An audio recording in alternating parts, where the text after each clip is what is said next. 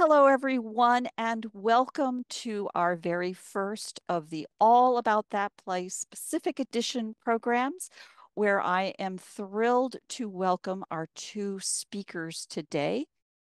We have Diane Grant speaking to us from after midnight in London, where she'll be talking about Bayleys Plantation, home of a national hero, followed by Annette Burke Lyttle talking about using digitized maps from the Library of Congress to understand your place.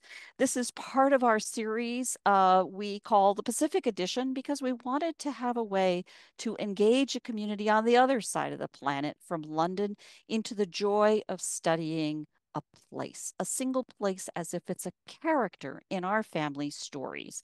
I was enchanted with this idea and absolutely delighted that my friends at the Society of Genealogists let me do this and do this as part of our Project Kin community.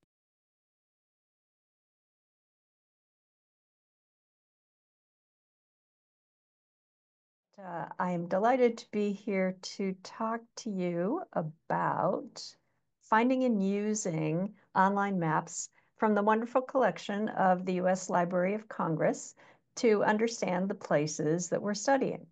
Now, as people interested in studying places, I'm sure that we're all aware of the importance of maps in what we do. But I think many people might not be aware of the amazing maps available to us online from the Library of Congress's maps collection. And perhaps we're not aware of all the interesting information that we can find on historic maps. So we are going to explore that today. I always get to the Library of Congress Maps collection homepage by just doing a Google search for Library of Congress Maps.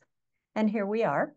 The library has over 424,000 maps, of which 57,700 are currently available online. So think about it. Almost 58,000 maps that we can access for free at home.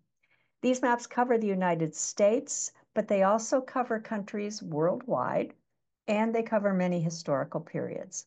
Now we have a search box in the upper right here where we can put in the name of a place and see what they have. For example, a search for the state of New York in maps gives us 4,943 maps available online out of a total of over 19,000 maps of New York in the library's collection. And we'll look at several examples of maps as we go along. But first, let's look at the two ways to find maps on the Library of Congress website. We're going to start with browsing. We can browse for maps on their page called Collections with Maps, which we get to by clicking on this tab. Maps are organized into 23 collections, which I've listed here. Most of them, as you can see, are from the US, but not all of them. We can see maps from the American Revolution, the Civil War, World War II, cities and towns, railroad maps, and of course, those wonderful Sanborn fire insurance maps that we'll look at later. Browsing in these collections can be really worthwhile for discovering maps that we may not be aware of. For example, we could choose the Transportation and Communication collection, and it says these maps document the development and status of transportation and communication systems on the national, state, and local level. They can show canals and river systems. They can show bicycling routes. They can show railway lines, roads, and lots of other interesting features. So to browse this particular collection, we just click on the title and we will get search results for all 1,200 items. For example, this is a map for travelers from 1846 of the transportation systems in the United States. Now, it may not look very useful in this view, but the wonderful thing about viewing digitized maps on the library's website is that we can zoom way in and see the fine detail. So let's say our place is somewhere in central Illinois, and we want to see what the road system around it looked like in 1846. So we can zoom in on the area around Springfield, and we can see pretty much all roads lead to Springfield at this point. The only railroad that I can see goes from Springfield to a village called Meredosia over here where the arrow is pointing. We can see what villages existed at this time, and we can begin to understand the transportation system for the people who lived in our place in 1846. So browsing can uncover lots of useful maps that we may never have known existed.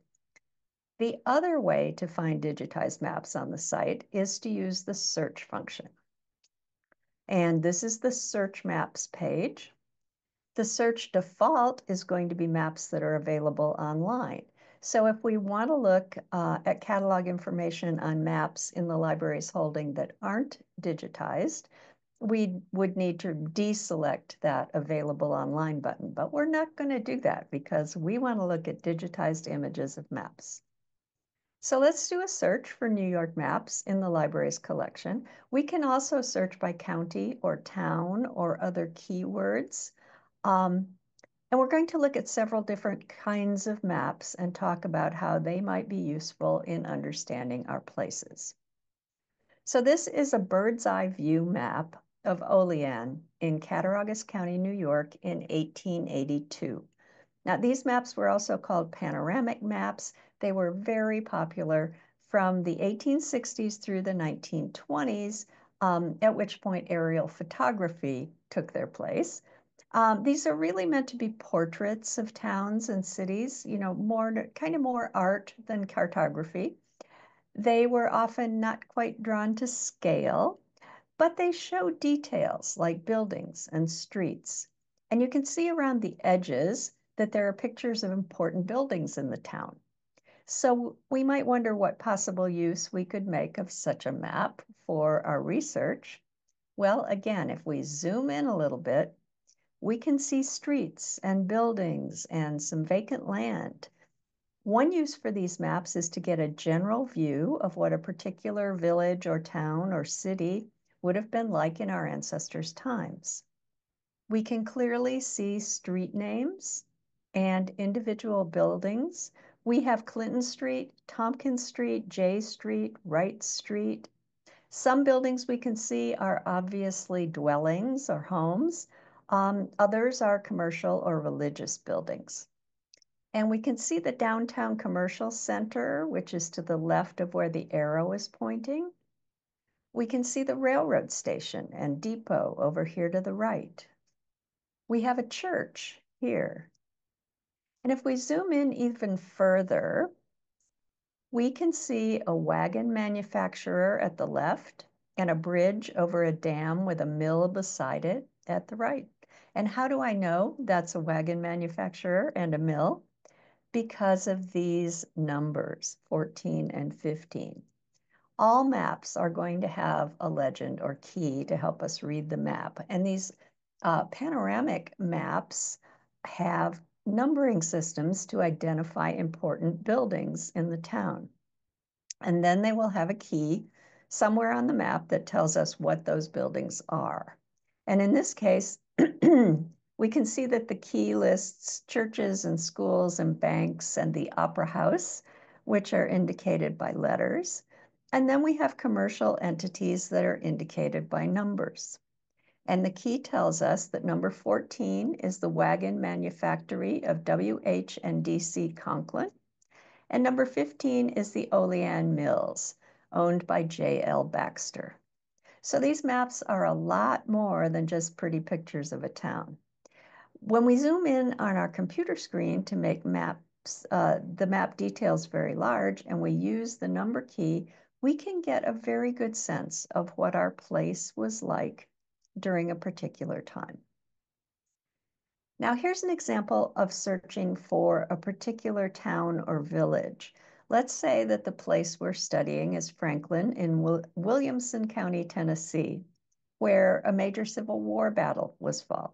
And we want to know more about that battle and how it might have affected the town. So I've put Franklin, Tennessee in the search box at the top of the page. and I got 33 results. The first is actually for Franklin County, Tennessee, which is not where our place is. But if we scroll down the results page, we will come to maps for the village, including several maps of the battlefield, like this one. This shows the terrain, the trees, the town in the center, and let's zoom in. We can see the village of Franklin here. This dark line that curves around in front of the town is the line of Union soldiers with the designations of the military units that were there. The Confederates are here, labeled as Stuart's and Lee's Corps. These red lines show how far the Confederates advanced before they were pushed back by the Union troops.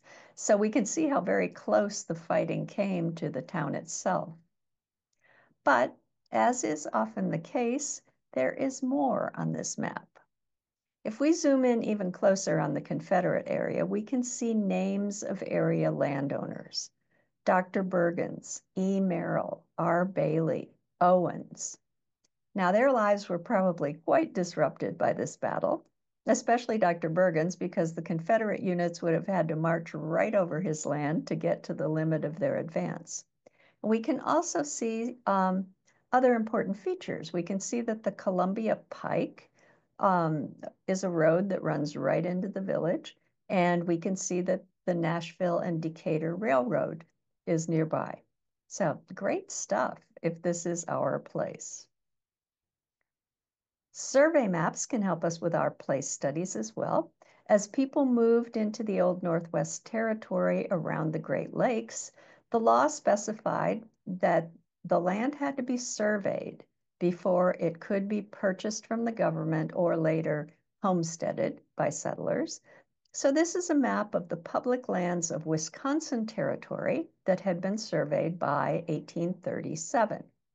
Now, if we look at a modern map of Wisconsin, we can see how little of it had actually been surveyed at this point.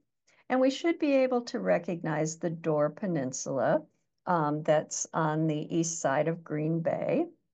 And if we follow that 1837 boundary, which is actually the Wisconsin River, to the southwest, we can see it flows into the Mississippi at Prairie du Chien.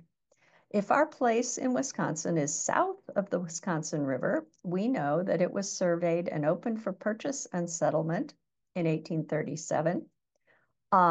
If it's above the Wisconsin River, then it wasn't yet surveyed in 1837, so it wasn't open for legal settlement. Now, that doesn't mean that some people didn't settle there anyway, but this map gives us important information about our Wisconsin place. In addition, this is a topographic map, which is going to show land features as well as the survey lines. And like all maps, topographic maps are going to have a legend or a key. In this case, they call it references, that tells us what the symbols mean. So this map is going to show us roads and trails and towns and ledges, in other words, steep drop-offs, hills, mounds, mines, mill sites, prairies, and swamps. If we zoom in on this area around Waukesha, Wisconsin, we can see the survey lines dividing the land into townships and sections, and we can also see several features. We have lakes, some of which are named and some are not. There are rivers. This large area is swampland by Wind Lake. There's prairie land here, which would be prime settlement land for farming. And there are other small areas of prairie land. Prairie land was especially desirable because it was open space. The rest of the land here at this time would have been covered with trees, and those trees would have had to be felled and cleared to allow for farming. We can also see there's an Indian village nearby. And if Waukesha is our place, we can see how tiny it was in 1837. The dots here are for about 16 or 17 houses. Another kind of map that is really valuable for understanding our places is the county plat map. The Library of Congress has thousands of county plat maps that are digitized. I searched for Gratiot County, Michigan, and yes, Gratiot is pronounced Gratiot, which is the county where I was born. And I found two plat maps, one from 1864 and one from 1876. And I'm showing you the 1876 map. The title on the map is Topographic Map, but this is a plat map because it's going to show us the names of landowners in the county at the time the map was made. Now, before we zoom in, let's just note that there's a lot more than that county map here. There are maps around the edges of towns and villages. There is some kind of directory on the right-hand side of the map. There are some tables down at the bottom. So this map is really going to give us a lot of information. And it's very important to me since I've begun working on a one-place study of Sumner Township in the county. So this is Sumner Township. It's very rural. It only has two villages, Elm Hall and Sumner. And let's zoom in on the area around Sumner to see what we can see. Now, this map does something I've never seen before on a plat map. And with any luck, you can find a map of your place that does this. It appears that if the original settler was still in possession of the land when the map was made, the map maker indicated that. So on the left-hand side, we have a 111-acre parcel settled by Thomas Gifford in 1860. Below that, we have 100 acres settled by James Hicks in 1855.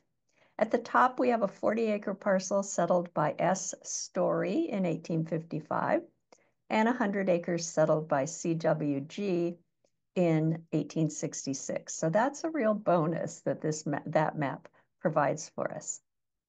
But zooming in even more on Sumner, we can see that the name of the village at this time was actually Estella. That was the original name of the village.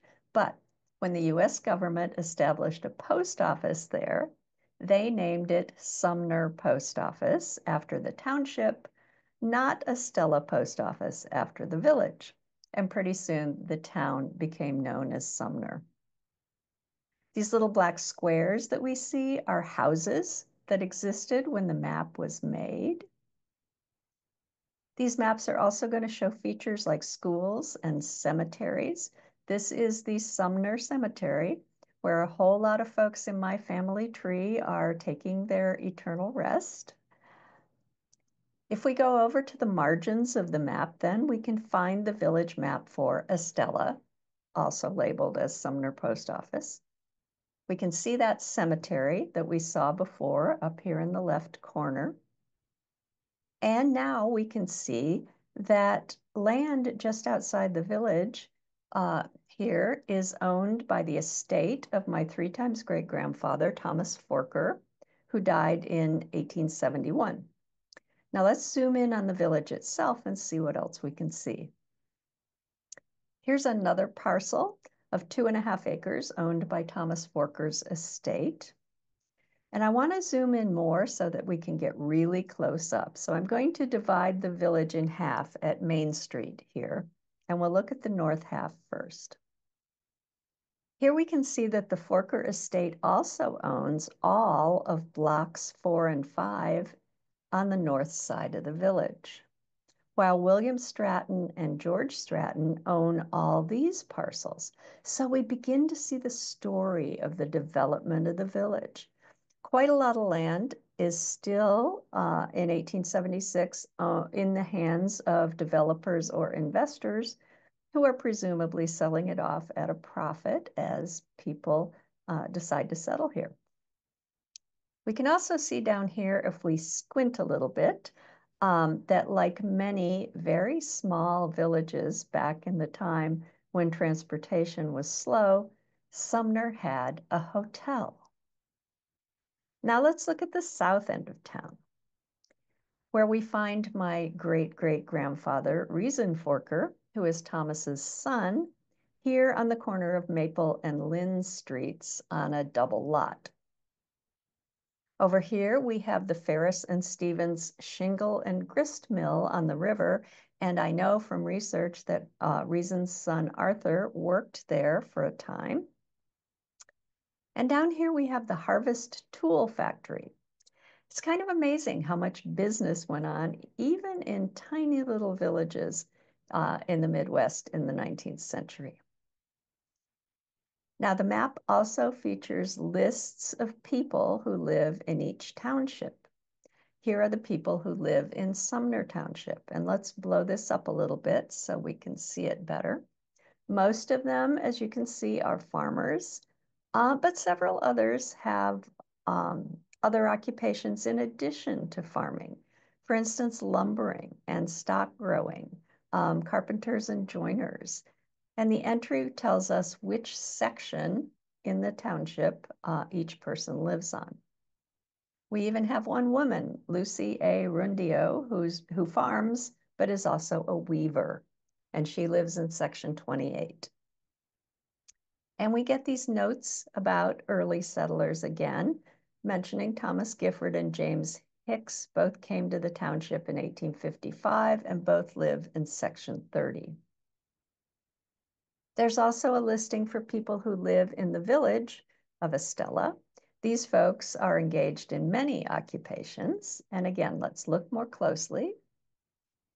So we saw some evidence of commerce in Estella by looking at the village map, but this list tells us there's much more going on than we realized. We have a manufacturer of boots and shoes.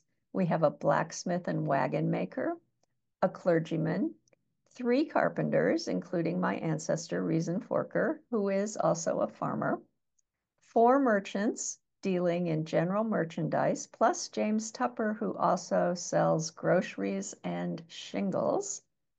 Ferris and Stevens, the proprietors of the mill that we saw on the map, they manufacture flour, feed, and shingles. 2 physicians, and then some farmers, 2 of whom are noted to have settled here on the 28th of September, 1854. And there's one guy, M.W. Tucker, down at the bottom with no occupation. We don't know what he does. So these county plat maps, and the Library of Congress has tons of them digitized for us, can give us so much information about our places.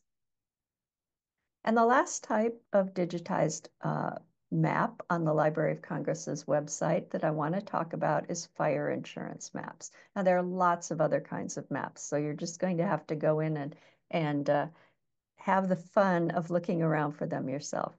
But these fire insurance maps are wonderful. These maps were made, most of them by the Sanborn Company, although there were another couple of companies that put them together. But they were made to help fire insurance companies know how to price insurance for various buildings in a location. And they were regularly updated. So often we have quite large series of these maps for the same place, and we can trace changes over time. Now, you may have used these maps in cities and large towns, but you may not realize that they also exist for much smaller towns and villages. So let's look at Evanston in Cook County, Illinois in 1883. And there are also maps for Evanston in 1899 and 1920, which allows us to track those changes. Now, this is a multi-image map. So it's a map book. Sometimes we run into these on the Library of Congress's site. So what we have to do is click on that blue bar that says view 4 images in sequence, and we'll get thumbnails for each map that we can in turn click on and enlarge. So here's what we see when we click on the bar. Evanston was a small village in 1883, even though it's a gigantic Chicago suburb today. So there are only 4 pages of maps for the village. I always start with the first image in these multi-image maps because it usually gives us important information on how to use them and what's going to be there. And for larger places, it would provide an index image that would tell us what page particular parts of town can be found on. Now, there's some interesting information here. In the circle on the left, we see that Evanston's population is 4,900. Its fire department has no steam or hand engines, but there are 2 independent hose carts. The town has gas lights. And on the right is an index to hotels, churches, public buildings, and businesses. So if we want to find, for instance, the S.M. Dingy Pickle Factory, that's on page 4. The key tells us that buildings that are yellow on the map are frame, red ones are brick, and blue ones are stone. So sheet 2 appears to give us the downtown area. So let's take a close-up look at that. I'm going to zoom in on the 400 block of Davis Street. And I know it's the 400 block because along the street, we have building numbers. So we can take an address and use these maps to find the exact building that we're looking for. Now the 1, 2, or 3 that we see on each building indicates the number of stories in that building. And then we have labels for what is actually in the building. So if we start here, we have a 2-story building that is a restaurant and florist shop with a dwelling. That's what that DWG, that sometimes looks like DMG or DRG, but DWG, that stands for dwelling, and it's on the 2nd floor. Next door, we have a 1-story tailor shop and dwelling. And these buildings are yellow, so we know they are wood frame buildings. Moving over here to this red building, which means it's brick, we have a grocery store and the office of the local telephone company and some kind of hall on the 2nd floor. Over here, we have a hardware store on the 1st floor and a hall and a tin shop on the 2nd floor. Then we have the village clerk and another grocery store with a social club room on the 2nd floor. And finally, we have a 3-story building with a confectionery and a drugstore on the 1st floor, dwellings on the 2nd and 3rd floor, and the Oddfellows Hall also on the 3rd floor. If we look at a different block just outside the downtown area, we can see that we have a Norwegian Methodist church. We have 2 boarding houses and several dwellings, and also a laundry. And if we look at that same funny shaped block today in Google Street View, we can see it's a park. All those buildings are gone. So these fire insurance maps will let us see in a way that's fairly close what our place looked like at different times in its history.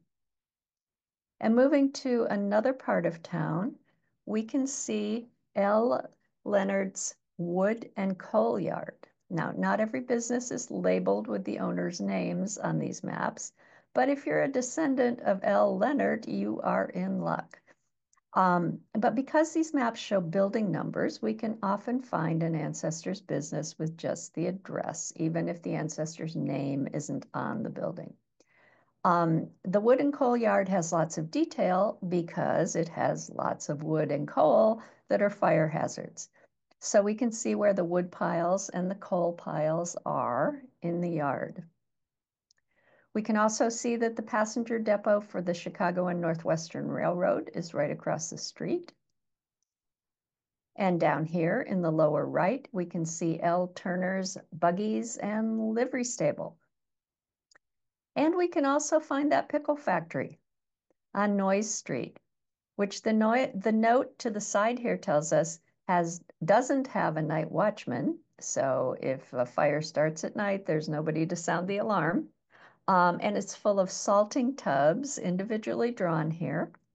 The note at the bottom tells us the factory is situated about 3/4 of a mile north of the post office. And again, going to Google Street View, here's what the site looks like today. It's occupied by the Shorefront Legacy Center. Now, I love all maps, but I especially love Sanborn Fire Insurance maps for the window that they give us into the past of our places. And the Library of Congress has thousands of these maps in their digitized collection. All right, so now we have time for questions. Let me stop sharing and we'll give it back to Barbara.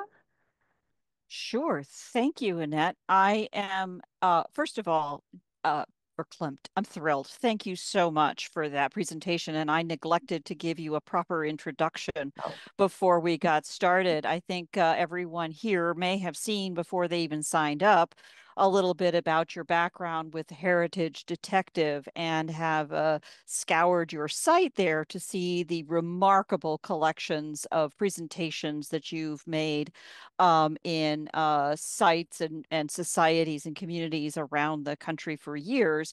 Notably, more than a half dozen at family tree webinars, as a matter of fact, as well, which is where I cottoned on to the whole Quaker connection that you have in these remarkable stories, as it links back to my own family history. I am very excited by Sanborn maps and have seen some in my own community. And just to I'm ready to head off in in deference to our audience here and the many of you joining. First of all, are there any immediate questions as we get started? Please go ahead and take your screen, turn your screen on, and feel free to join in on the conversation if you'd like. I see that there is a question in the chat from Suzanne. Um, she says, can you search the topo maps by the names of the people shown on the maps? Sadly, the answer to that is generally no. Occasionally, you will find that a genealogical society or a historical society has indexed maps for their county, for instance. But usually, no, we don't have an index to those maps. And even though they're digitized, they're not searchable. But if you have a deed, for instance, or a tax record that gives you a land description for your ancestor, then you can go right to the spot on the map that's described in that land description, and you can find it with his name on it. The other thing is, though, sometimes you just have to take a deep breath and read the map if you're looking to find your ancestor's name. You know, one of the things I wonder about is now that, oh, sorry, my video is out of sync. One of the things that I wonder about these days is that given that we can download these images to quite high resolution, and on many of the applications I use a Mac and on Preview, it now allows you to copy text. It finds text on a screen. Since the printing is so clear, does that tend to work at all? Or I'm sorry, So that you can find to search text um, oh, you in mean a map. copying the text and maybe Find putting it you into Chat GPT and no, no, no? just to find. You have the image and Mm-hmm. then you say find on the image. I'll be experiment. I'll experiment. Oh yeah, because I don't think, I mean, maybe that's a Mac thing, but I've never It's been able to do that. No. yeah, yeah. That would be It's wonderful. I do it all the time now for screenshots of text. Hmm. Um, but text that is printed clearly Mm-hmm. may be as good as fonts. So you gave me Hmm. something to experiment with because I'm a nerd. Yeah. Yeah. If there's a way to do that, that would be fabulous, wouldn't it? Yeah. All right. I'll try that. Mm-hmm. Um, other questions from the group?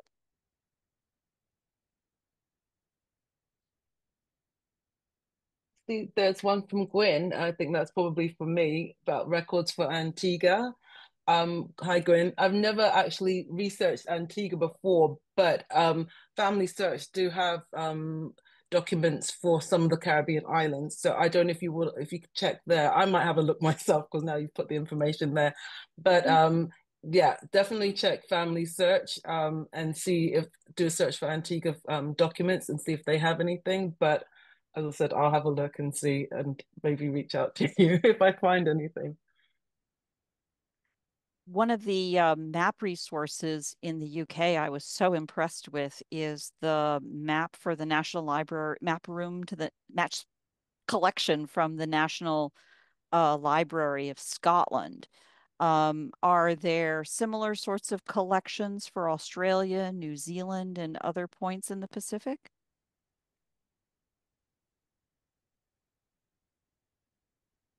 I don't know. I'll look it up. I would think that any archives is going to have a map collection. Yeah, The question just is, have they digitized the maps? Are they right, available online? Um, right. but I did mention that there are maps from other parts of the world on the Library of Congress's website as well. So you could search for Australia, for instance, Hmm. and see what they might have. Excuse me, what they might have that's digitized. That's a great point. And in fact, even if you have a collection that is working for you in one part of the world, to look for another alternative set somewhere else can be very interesting. The American collection versus a Canadian collection versus a British collection, for example. Um, I And know in Australia, the Trove is the name that Mhm. rings a bell, has just remarkable resources. Yeah, and Um, Gwen put the there link you go. in the chat for that too. Thank you, Gwen.